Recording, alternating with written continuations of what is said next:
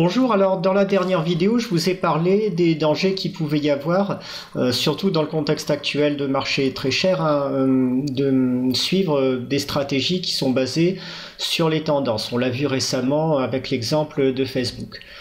Maintenant, aujourd'hui, je voudrais au contraire vous parler d'un autre souci que je rencontre directement dans ma gestion en ce moment,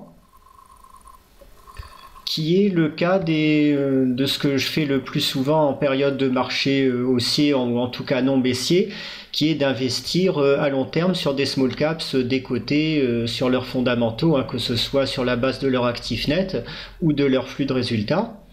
Donc cette stratégie, elle fonctionne en général très bien, mais par exemple en 2007, je m'en souviens, disons que de fin 2006 à fin 2007, j'avais connu une année qui était vraiment pas terrible. J'avais sur 12 mois, j'avais fait à peu près moins 2, moins 3% performance, et à ce moment-là, les stratégies d'investissement small caps décotées avaient un petit peu calé. Et j'ai l'impression, depuis quelques mois, de rencontrer un petit peu le même souci, le même problème en fait.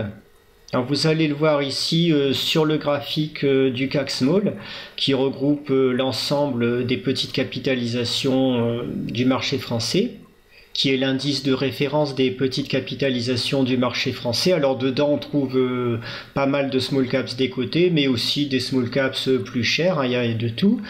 Mais bon, cet indice, on voit que il avait très bien performé jusqu'en début d'année 2018. Il montait fortement. On avait fait de très bonnes années en 2016, 2017 notamment. Et depuis, on voit une figure de sommet se construire et la tendance se retourner progressivement. Et bon, par rapport à un plus haut aux alentours de 14 200 en janvier 2018, on est déjà à 7-8% de perte depuis en 6 ou 7 mois. Alors, quelle explication apporter à cela, ce décrochage relatif des small caps par rapport aux indices de référence comme le CAC, qui ne progressent pas spécialement mais qui ne sont pas en tendance baissière? À mon avis, ça pourrait tout simplement venir du niveau de réflexion des investisseurs sur ces compartiments spécifiques. En fait, les personnes qui vont investir dans des small caps décotés, par exemple une valeur comme Hexaconta, pour en citer une, il y en a plein d'autres, ce sont des personnes qui sont a priori comme moi bien au fait des bilans des sociétés, qui savent évaluer une entreprise et son potentiel, et qui vont être beaucoup plus orientés long terme que la moyenne des investisseurs. Donc le souci de ces investisseurs en ce moment, c'est qu'ils doivent se dire effectivement il y a encore des small caps intéressantes, on en trouve pas mal, mais si le marché se retourne comme ça semble de plus en plus possible ou même probable dans les trimestres à venir, le souci que je peux rencontrer, c'est que je n'aurai pas le temps de sortir facilement de ces valeurs peu liquides. Donc je suis quand même méfiant à renforcer mes lignes ou à investir sur de nouvelles lignes small caps dans ce contexte. Et effectivement, pour ma part en ce moment, lorsque je décide d'investir ou de renforcer une ligne de small caps, je fais en sorte de garder toujours un volant de liquidité important, et à ce moment-là de revendre en parallèle une autre ligne pour maintenir ce niveau. Ce qui fait que dans l'ensemble, en ce moment, à mon avis, les investisseurs value pure ne vont plus apporter de flux d'investissement nouveaux sur ce marché des small caps. Alors, ce qui peut arriver maintenant, soit on part en marché baissier franc dans les 6 mois qui viennent. Pour l'instant, je n'ai toujours aucun signal d'alarme sur mes indicateurs fondamentaux, sur l'économie américaine notamment. Il n'y a toujours pas de signe de retournement proche ou de récession proche, même si la courbe des taux se resserre de plus en plus. Soit au contraire, le marché continue une dernière poussée haussière pendant quelques trimestres, et à ce moment-là, on verra sans doute un flux d'investisseurs revenir, y compris sur ce secteur des small caps, et reprendre la tendance de 2016-2017. Donc on est vraiment, pour moi en ce moment, dans une période délicate d'attente. On est un peu barré de tous les côtés. Je peux pas vraiment faire de stratégie baissière comme je l'ai fait en 2008 parce que les conditions ne s'y prêtent pas encore. On n'est pas dans un marché baissier, on n'a pas de signaux d'alarme de récession franc. L'investissement small caps décoté pour l'instant depuis quelques mois ne donne plus de réels résultats. Ça pourra reprendre, ça ne veut pas du tout dire que la fête est finie à ce niveau-là, mais en attendant il ne se passe pas grand-chose.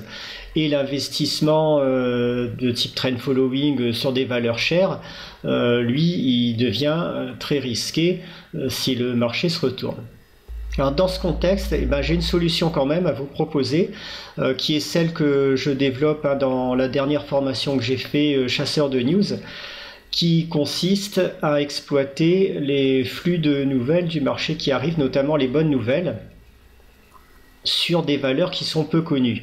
En fait, lorsqu'une bonne nouvelle arrive sur les valeurs qui sont sur une valeur qui est peu connue, il y a un gros temps de retard de réaction du marché souvent, et si vous placez à l'ouverture sur cette valeur et que vous avez bien sûr un système d'alerte approprié qui vous permettra de connaître, d'être parmi les premiers à connaître la nouvelle, à ce moment-là vous allez bénéficier d'une plage de hausse qui pourra durer de quelques heures à parfois plus d'une journée. Et vous pouvez gagner comme ça assez facilement des niveaux de 5%, 10%, parfois plus en l'espace d'une, deux ou trois séances, avec un risque extrêmement limité et un temps d'exposition au marché très court. Alors dans ce domaine donc des bonnes nouvelles et des réactions à retard du marché sur des petites valeurs qui publient de bonnes nouvelles, je vais vous parler d'un exemple qui m'a vraiment bluffé ces derniers jours. Il s'agit de la valeur Carmat. Donc Carmat, c'est une société que je vais vous présenter rapidement. C'est une société de recherche en biotech qui développe actuellement un cœur artificiel, donc qui pourra servir pour sauver la vie de patients en état d'insuffisance cardiaque terminale. Et donc cette société, jusqu'ici, comme la plupart, la quasi-totalité des biotech, elle était dans une tendance baissière de long terme. Ce sont des sociétés qui en général ne font que de la R&D, qui n'ont aucun chiffre d'affaires significatif et qui donc accumulent les pertes d'année en année et se font financer par augmentation de capital successive dans l'espoir de faire une découverte importante et d'être racheté ensuite au prix fort par un gros du secteur ou de développer elles-mêmes leurs produits. Ce sont des sociétés qui sont en général très mal adaptées à l'investissement long terme parce qu'elles baissent souvent pendant très longtemps avant une hypothétique avancée dans leur recherche. Donc c'était le cas pour Carmat, on peut le vérifier ici. Donc vous voyez ici le cours de Carmat qui était aux alentours de 64 € encore en 2015, qui s'érode progressivement pour arriver à un niveau d'une vingtaine d'euros, un peu au-dessus de 20 € au premier semestre 2018. Alors cette valeur Carmat, elle a annoncé une nouvelle importante au début du mois d'août, à savoir un premier gros succès médical important. Elle a réussi à maintenir en vie un patient pendant 8 mois avec son cœur artificiel et ce patient a ensuite pu bénéficier d'une greffe et donc voir son espérance de vie en prolonger bien sûr grâce à cette greffe, et sans le cœur de Carmat, il serait très probablement décédé aujourd'hui. Donc le marché, face à cette nouvelle, il a réagi ici le 2 août en progressant évidemment, mais dans des allures à un niveau assez modeste. Et vous voyez, le cours est passé de 20,4 aux alentours de 22-30 € le jour qui a suivi la publication.